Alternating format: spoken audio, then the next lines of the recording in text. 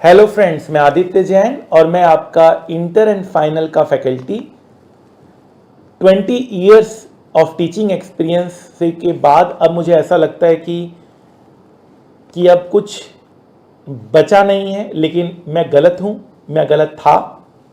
All India rank 100 out of 100 students India ही नहीं world की बेस्ट कंपनीज में रिक्रूट होने के बाद भी अभी मुझे ऐसा लगता है कि और भी चीज़ें एक्सप्लोर करनी बाकी है।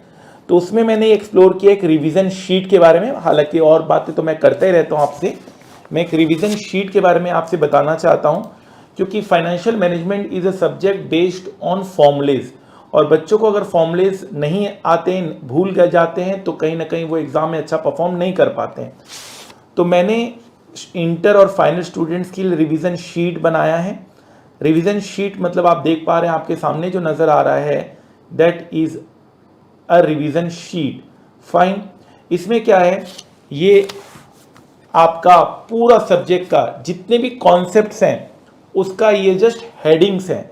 आपको क्या करना है, जब भी आप फ्री टाइम रहें, आपको ऐसा लगे कि यार मेरा सब्जेक्ट तो बहुत अच्छे से तैयार हो गया है, मैं काफ़ी कॉन्फिडेंट हूँ सब्जेक्ट के लिए, तो आप उस केस में इस रिवीजन शीट को यूज़ करके अपने कॉन्फिडेंस लेवल और अपने प्रिपरेशन को चेक कर सकते हैं। ये रिवीजन शीट मैं अपने ग्रुप में अपलोड कर दूंगा, आप ग्रुप में जाकर उसे डाउनलोड कर सकते हैं, ठीक है ना। जैसे dividend per share, dividend per share क्या होता है, total dividend paid, total dividend paid upon total number of equity share. Fine, तो ये आपका हो गया डिविडेंड पर शेयर। इस तरह से आप पूरे अपने सब्जेक्ट को इन रिवीजन शीट एक बार रिवाइज करेंगे और बताएंगे। Dividend payout ratio, DPS upon EPS. Fine, so इस तरह से आप अपने पूरे प्रिपरेशन को चेक करेंगे, क्रॉस चेक करेंगे। जहां आप गलती करें तो इसका मतलब कहीं ना कहीं आपको उस पर ज्यादा ध्यान देने की जरूरत है। फाइन, कोई दिक्कत नहीं है। इस तरह से पूरे रिवीजन शीट को मैंने आपको दिया हुआ है। पी रेशो, पी रेशो क्या होता है, MPS upon EPS.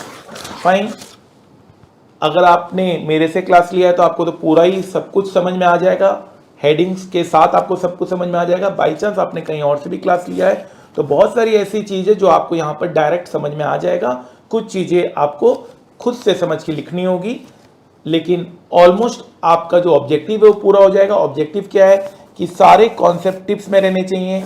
P ratio, P ratio चाहे कहीं से भी आपने क्लासेस ली हो, P ratio MPS upon EPS ही होगा। रिटर्न ऑन इक्विटी क्या होगा, earning for equity upon equity से शेयर होल्डर फंड, ये कहीं पे भी यही होगा, ठीक है ना। तो अब रिवीजन शीट से आप इसको भी इंकॉर्पोरेट करिए अपने प्रिपरेशन में। हालांकि अब तो हम लोग हर तरह के स्टूडेंट्स के लिए हम लोगों ने अलग अलग तरह के बैचेस निकाले हैं। एक इंस्टेंट बैच है, एक एग्जाम ओरिएंटेड बैच है, एक डिटेल्ड करियर ओरिएंटेड बैच है, प्लस हमने थ्योरी के अलग से लेक्चर्स आपको दे रहे हैं, क्वेश्चन सॉल्यूशन आपको अलग से बुक दे रहे हैं, सॉफ्ट कॉपी नोट्स आपको दे रहे हैं फ्री ऑफ कॉस्ट। जो ग्रुप में आप जाएंगे तो आपको एमसीक्यूज, आपको फॉर्मूला बुक और आपको थ्योरी फ्री ऑफ कॉस्ट आप जाके अपलोड ऑलरेडी कर दिया गया, आप डाउनलोड कर सकते हैं। तो फ्रेंड्स, टारगेट यही रखिएगा, 100 आउट ऑफ 100 मार्क्स टारगेट रखिएगा और ऑल इंडिया रैंक 1 का टारगेट रखिएगा। तो आप देख सकते हैं आपका टारगेट 100 आउट ऑफ 100 मार्क्स लाने का है, आपका टारगेट ऑल इंडिया रैंक 1 लाने का है with highest marks in the subject 94 marks, 95, 99, 100 out of 100। Inter के स्टूडेंट्स एंड फाइनल के स्टूडेंट्स ने बहुत अच्छा परफॉर्म किया है, आप आगे भी अच्छा परफॉर्म करेंगे मेरा मानना है।